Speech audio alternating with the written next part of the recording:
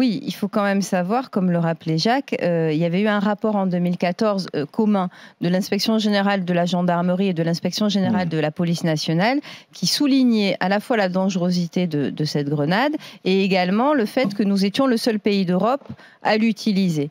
Là, encore une fois, c'est toujours pareil. Je veux bien croire qu'on a des méthodes et que, effectivement, notamment nos troupes d'élite, le GIGN et tout, vont former dans le monde entier, dans d'autres pays en tout cas. Mais si tous les pays d'Europe n'utilisent pas un type de grenade en matière de maintien de l'ordre. Oui, mais celle-ci, elle a cette particularité de contenir de l'explosif.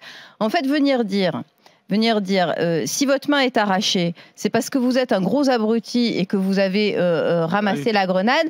Si tu veux, il y a un moment où ça me gêne. Parce que...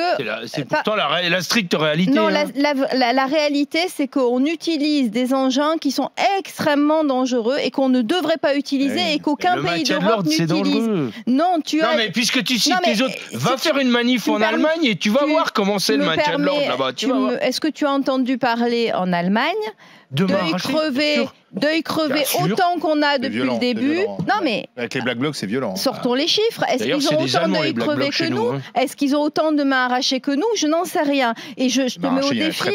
Je te mets au défi, ou de doigts arrachés ou autre. Je te mets au défi de me sortir les chiffres. Mais comme tu m'as interrompu, je vais quand même terminer.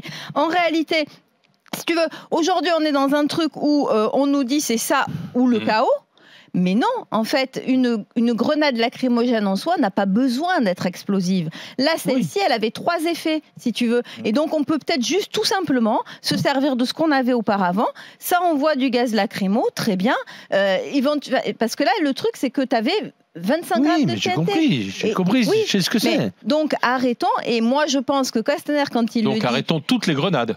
Non, ces grenades-là avec de l'explosif. Oui, enfin toutes les grenades. La lacrymo simple, c'est tellement facile de la relancer. Non, mais la lacrymo en elle-même n'est pas dangereuse. Voilà, dont on se sert, c'est-à-dire la GLIF4, c'est fini.